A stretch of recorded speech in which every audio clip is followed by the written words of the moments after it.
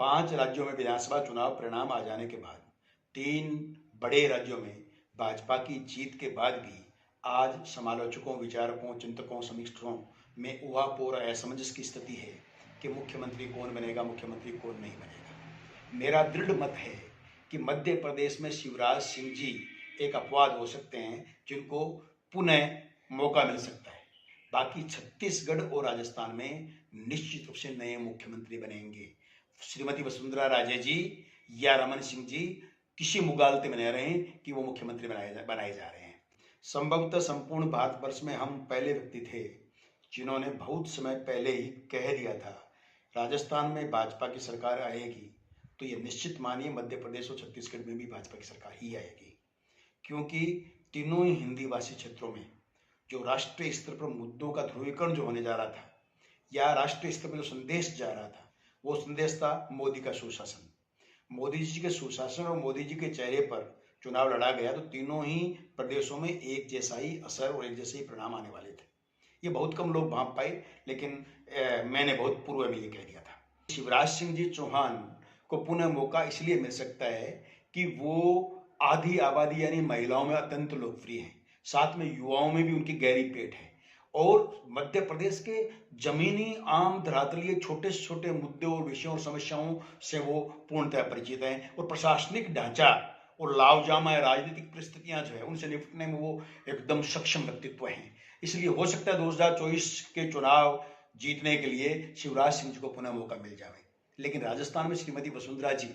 जो कि पहले भी बगावती सुर कई बार दिखा चुके और इस बार भी कहीं न कहीं रिसोर्ट राजनीति जो सामने आई है उसके बाद में तो उनकी बिल्कुल स्थिति ही समाप्त हो जाती है, वो मुख्यमंत्री नहीं बनाई जा सकती। रमन सिंह जी जो हैं वो भले व्यक्ति हैं, अच्छे व्यक्ति हैं, लेकिन आज छत्तीसगढ़ में अगर आदिवासी चेहरा या पिछड़ी अगड़ी जाति का चेहरा या महिला चेहरा अगर नहीं स्थापित करती है भाजपा तो फिर कब करेगी। इसलिए वहां पर भी निश्चित रूप से भाजपा का एकमात्र उद्देश्य है कि लोकसभा चुनाव के अंदर संपूर्ण छत्तीसगढ़ के जनमानस को किस प्रकार मोड़ा जाए। आज ये तो मान ही लेना चाहिए कि प्रधानमंत्री से नरेंद्र भाई मोदी जी के इस दौर में मुख्यमंत्रियों के विषय में जो भी फैसले आएंगे वो अप्रत्याशित होंगे, इसमें कतई कोई संदेह नहीं है। हो सकता है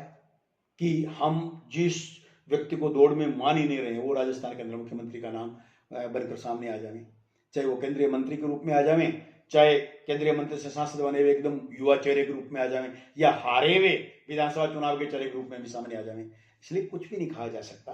क्योंकि मोदी जी एक रोमांच पैदा करने वाले या आश्चर्यचकित करने वाले निर्णयों के अपने आप में सेनापति हैं तथा ये उनकी सफलता की एक पूंजी भी है। वो राष्ट्रहित में, जनहित में और अपनी पार्टी के हित में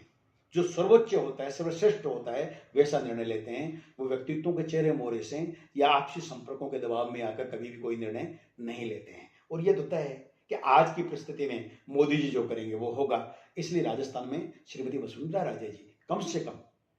मेरे चिंतन विचार और मेरे आज तक जो मेरे विचारों का इतिहास रहा है, जो लगभग 100% सही उतरते रहे हैं, वसुंधरा जी मुख्यमंत्री नहीं होंगी। आलोवर के सांसद बाबा बालकनाथ जी निश्चित रूप से एक ऊर्जावान युवा हैं और सनातन सरोकारों के बहुत अच्छे प्रतिनिधित्व करने में सक्षम व्यक्ति भी लगते हैं। लेकिन राजस्थान जैसे सबसे बड़े राज्य के मुख्यमंत्री के रूप में जो अनुभव चाहिए, जो गहराई और गंभीरता चाहिए, जिस प्रकार के निर्णय की क्षमताएं चाहिए, ठीक है निर्णय ब्यूरोक्रेसी करती है, ठीक है बहुत से कार्यों को निष्पादन ब्यूरोक्रेसी करती है, ठीक है पीएमओ से, केंद्रीय नेतृत्व से और यहाँ के नेतृत्व से उनको बहुत बड़ा सपोर्ट मिल सकता है, लेकिन उसके बावजूद भी मुख्यमंत्री के लिए मेरी दृष्टि में दो टूक बाबा बालकनाथ जी भविष्य के प्रत्याशी हो सकते हैं, लेकिन वर्तमान के नहीं। हाँ, उत्तर प्रदेश की भांति यहाँ पर कानून और व्यवस्था को कठोरात्मक दृष्टि से लागू करने के लिए, एक संदेश देने के लिए, जनसमूह को 2024 के लोकसभा चुनाव में कानून व्यवस्था की दृष्टि से एक संदेश के साथ में ये विश्वास दिलाने के लिए वो एक उपयुक्त चेहरा है। लेकिन आज नहीं, 2 या 3 साल के बाद में मैं समझता हूँ कैसा हो सकता है या भविष्य की दौड़ में हो सकते हैं। आज ऐसा मुझे नहीं लगता। राजनीति कुछ निश्चित पैमानों पर चलती है तो कुछ राजनीति बिल्कुल उलट फेर करने वाले मापदंडों को स्थापित करती है। अब लोकसभा चुनाव 2024 में ये हमें मान के चलना चाहिए कि नए चेहरों के द्वारा भाजपा अपनी राजनीति को लंबे दौर तक दूरदर्शिता के साथ में आगे बढ़ाना चाहेगी और वो संप्रदाय, जातियां, वर्ग, समूह है, चाहे आदिवासी हो, अगड़े पिछड़े हो या कोई जातियां विशेष का बाहुल्य हो, जैसे राजस्थान में जाट,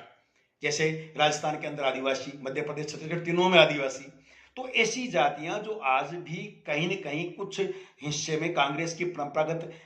वोट बनी हुई है या कुछ अन्य क्षेत्रीय पार्टियों के साथ बनी हुई है,